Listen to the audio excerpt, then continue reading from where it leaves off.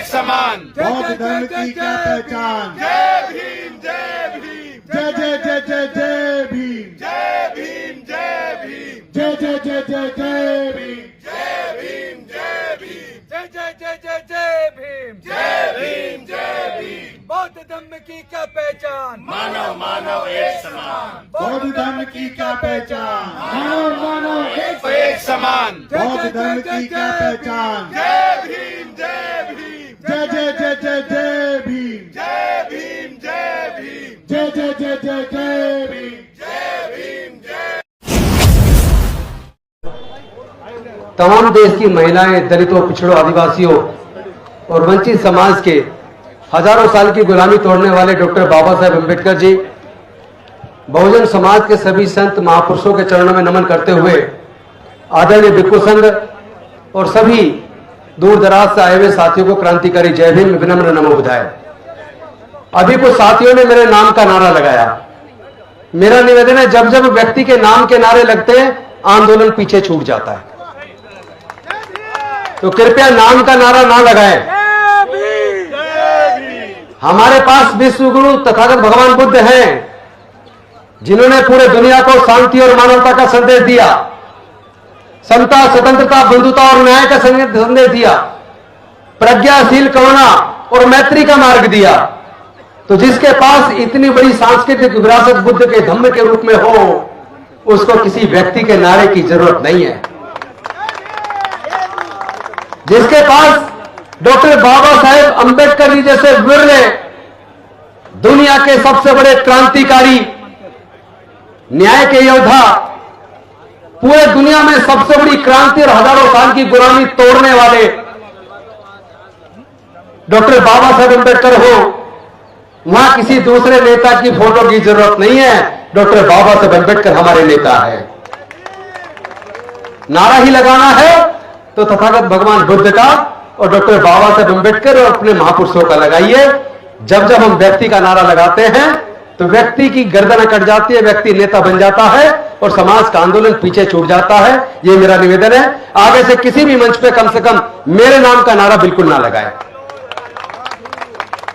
आज सबसे पहले तो मैं धन्यवाद करूंगा अनागरिक धम्मपाला जी का भी, क्योंकि 1891 में वो श्रीलंका से आए और उन्होंने जब देखा पूरे दुनिया की बौद्धों की आस्था का केंद्र महाबोधि महाविहार बौद्ध गया में, जहां तथागत बुद्ध को ज्ञान की प्राप्ति हुई थी, वहां कुछ पंडे लोग कनक अनाचार कर रहे हैं, बुद्ध की विचारधारा के खिलाफ काम कर रहे हैं, तो उसके खिलाफ मुक्ति का पहला आंदोलन अनागरिक धम्मपाला जी ने शुरू किया।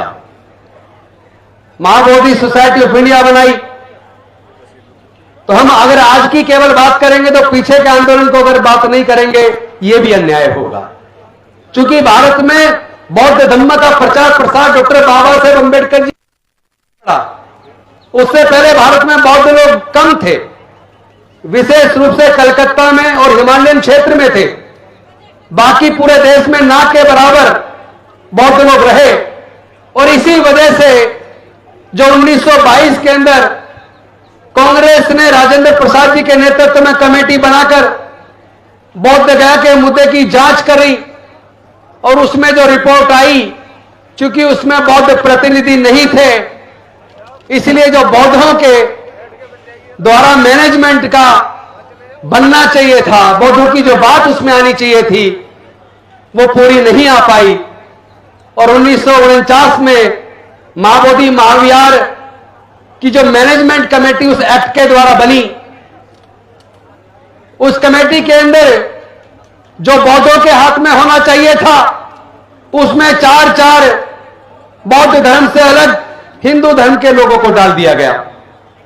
मैं आप सबसे पूछना चाहता हूं, केंद्र की सरकार से भी पूछना चाहता हूं, बिहार की सरकार से भी पूछना चाहता हूं, पूरे देश के लोगों से पूछना चाहता हूं, पूरे देश के सभी धर्म को मानने वाले लोगों से पूछना चाहता हूं, और मैं बिहार के राज्यपाल से विशेष रूप से पूछना चाहता हूं, क्या बिहार के राज्यपाल इतनी हिम्मत कर सकते हैं कि वो जो बौद्धों की साकेत नगरी अयोध्या, जिसमें खुदाई में सारे अवशेष बुद्ध के निकले, जो कभी साकेत नगरी हुआ करती थी, लेकिन माननीय सर्वोच्च न्यायालय ने तमाम साक्ष्यों को दरकिनार करते हुए, देश के संविधान और कानूनों को दरकिनार करते हुए, आस्था के आधार पर जजमेंट देकर वहां राम मंदिर का निर्माण करवाया।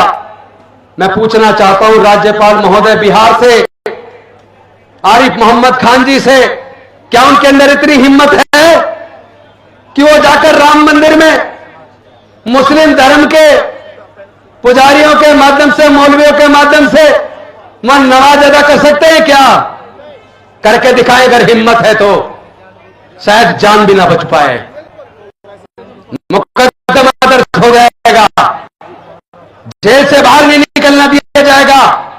एक संवैधानिक पद पे बैठा आदमी, हम ऐसा कैसे मान सकते हैं? उनको पता नहीं है महाबोधि महाविहार में तथागत बुद्ध को ज्ञान की प्राप्ति हुई थी। हम ऐसा कैसे मान सकते हैं कि बिहार के राज्यपाल को यह पता नहीं है कि यह पूरे दुनिया के बौद्धों की आस्था का केंद्र है, और वहां तथागत बुद्ध की प्रतिमा के सामने, वो भी बुद्ध पूर्णिमा के दिन 12 मई 2025 को, जिस तरीके से उन्होंने बुद्ध की प्रतिमा की तरफ पीठ करके, और वो छोटा बुद्ध का स्तूप, जो 100 साल का फोटो आपने पुराना देखा होगा, जिसमें नेपाल एक परिवार के साथ आए थे, वो बुद्ध की प्रतिमा के सामने छोटा गोल स्तूप था, उसमें एक छोटी शिला थी जिसमें बुद्ध की प्रतिमा बनी हुई थी, जिसको हमें तोड़ दिया गया। वहां एक छोटा गड्ढा बना हुआ है, वहां पे फूल चढ़ाकर उसको शिवलिंग का प्रतीक बताते हुए ब्राह्मणों के द्वारा संस्कृत में मंत्रोच्चार करके बुद्ध की प्रतिमा की तरफ पीठ करके, बुद्ध की पूर्णिमा के दिन बौद्धों की आस्था के केंद्र महाबोधि महाविहार में जिस तरह पूजा अर्चना की, मैं पूछना चाहता हूं, क्या उन्होंने पूरे दुनिया के बौद्धों का अपमान नहीं किया? कि उन्होंने पूरे दुनिया के बौद्धों की आस्था का अपमान नहीं किया? क्या उन्होंने दो धर्मों के बीच में वैमनस्य पैदा करने का काम नहीं किया? क्या उन्होंने भारत के संविधान के खिलाफ काम नहीं किया? क्या उन्होंने पूरे दो धर्मों के बीच में दंगे पैदा करने का काम नहीं किया? अरे आम आदमी कोई करता, उसको मुकदमा दर्ज करके जेल में डाल दिया जाता, उसकी जमानत हो नहीं पाती। और ऐसे राज्यपाल को अब तक केंद्र की सरकार ने हटाया नहीं, और उसका अकेले का दोष नहीं है। गया के डीएम, जो महाबोधि महाविहार की मैनेजमेंट कमेटी के चेयरमैन है, वो वहां उपस्थित है। महाबोधि महाविहार की मैनेजमेंट कमेटी के सदस्य उपस्थित हैं, वहां के कमिश्नर उपस्थित हैं, पुलिस अधिकारी उपस्थित हैं।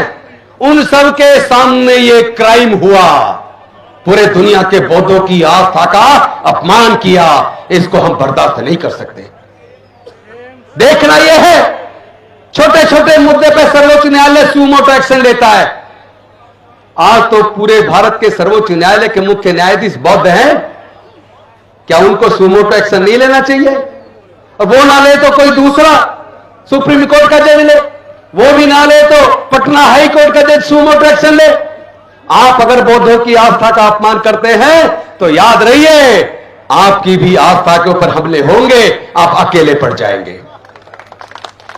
अभी तो जो आपको ताकत मिल रही है, यह ताकत भारत के अति पिछड़ों, दलितों, आदिवासियों की वजह से मिल रही है, जो अज्ञानतावश अभी तक अपने पूर्वजों का इतिहास नहीं जानते। कहते हैं ना, जो लोग अपना इतिहास नहीं जानते वो कभी इतिहास नहीं बना सकते। यह शर्म की बात है कि पूरा भारत, कभी सम्राट अशोक के टाइम पर अखंड भारत बौद्ध में था, लेकिन म्यांमार से ईरान तक पूरा भारत बौद्ध में था। और जहां भी खुदाई होती है केवल बुद्ध के अवशेष निकलते हैं, किसी दूसरे देवी देवता का आज तक एक कोई भी अवशेष नहीं मिला। अरे अपने बुजुर्गों के इतिहास को तो पढ़ लो। अगर आप अपनी दुनिया की सबसे बेशकीमती सांस्कृतिक विरासत के इतिहास को नहीं जानते, अगर आप अपने पूर्वजों के इतिहास को नहीं जानते, तो आपसे बड़ा दोषी कोई नहीं है। आपको तो डूब मरना चाहिए। जिस दिन भारत के बहुजन समाज के लोग अनुसूचित जाति, जनजाति, पिछड़े वर्ग के लोग और यहां तक कि जो लोग ईसाई बन गए, सिख बन गए, मुस्लिम बन गए, उनके अंदर भी 80% लोग SC, ST, OBC के हैं। उन सब के पूर्वज बौद्ध थे। इसलिए अपनी बुजुर्गों की सांस्कृतिक विरासत में, बुद्ध के धम्म में जिस दिन उन सब ने वापसी कर ली तो भारत का 80% समाज बौद्ध हो जाएगा। और जो बौद्धों पर, दलितों पर, पिछड़ों पर, आदिवासियों पर, अल्पसंख्यकों पर हमला करता है वो हिंदू समाज अल्पमत में आ जाएगा, उनको अल्पसंख्यक का दर्जा, उसके बाद किसी की हिम्मत नहीं है कोई हमारी सांस्कृतिक विरासत पे हमला कर सके। हमें लड़ने की जरूरत नहीं है। हम लोग मानने वाले लोग हैं, हम भारत के संविधान को मानने वाले लोग हैं। हमें किसी से धर्म के नाम पे लड़ने की जरूरत नहीं है। ये वैसे भी लड़ाई लाठी गोली की नहीं है, विचारधारा की है। और विचारधारा की लड़ाई को केवल विचारधारा से लड़ा भी जा सकता है और जीता भी जा सकता है। और आपकी विचारधारा का अच्छा पक्ष यह है कि बौद्ध धर्म का प्रचार प्रसार कभी औजार हथियार से या लालच से नहीं हुआ। बौद्ध धर्म अगर पूरे दुनिया में फैला है तो अपने अच्छे आचरण से फैला है, नैतिकता से फैला है, सदाचार से फैला है, सबके प्रति मंगल भाव से फैला है, मानवता से, समता, स्वतंत्रता, बंधुता, न्याय, प्रज्ञाशील, मैत्री और करुणा के मार्ग की वजह से फैला है। जो मार्ग दुनिया में सर्वोत्तम है वो अपने आप फैल रहा है। आधे से ज्यादा यूरोप बौद्ध बनता जा रहा है। अमेरिका, ऑस्ट्रेलिया में बौद्धों की संख्या बढ़ती जा रही है। और मैं विश्वास दिलाता हूं 5 अक्टूबर 2022 को डॉक्टर बाबा साहेब अम्बेडकर के भवन रानी झांसी रोड पर जब हमने 22 प्रतिज्ञा लेकर बौद्ध धर्म की दीक्षा ली, उसके बाद बौद्ध में भारत का सपना, बाबा साहब का सपना साकार होने चला है। कम से कम 20 करोड़ लोग आज भारत में बौद्ध धर्म को मानते हैं। और दुनिया को अगर शांति चाहिए, अगर यूक्रेन रसिया के बीच युद्ध चल रहा है, अगर फिलिस्तीन इजराइल के बीच युद्ध चल रहा है, या दुनिया के किसी भी देश में युद्ध चल रहा है, तो उसको अशांति से शांति में बदलने के लिए, युद्ध खत्म करके मानव कल्याण की भावना अगर पैदा हो सकती है तो तथागत बुद्ध के धम्म से हो सकती है। हमारे प्रधानमंत्री तो दुनिया में जाके कहते हैं हमने दुनिया को युद्ध नहीं बुद्ध दिया, लेकिन कम से कम धोखा देना तो बंद करो आदरणीय प्रधानमंत्री जी। अगर हमने दुनिया को युद्ध नहीं बुद्ध दिया तो भारत के अंदर धर्म के नाम पर नफरत क्यों, भारत के अंदर जाति के नाम पर नफरत क्यों? आप पहल क्यों नहीं करते? भारत में जातियों को खत्म करने का आंदोलन आप खुद क्यों नहीं करते? हम करेंगे। जब भारत बौद्ध में बन जाएगा तो जाति अपने आप खत्म हो जाएगी और हम अपने बुजुर्गों की सांस्कृतिक विरासत को मजबूत करेंगे। साथियों, उस आंदोलन को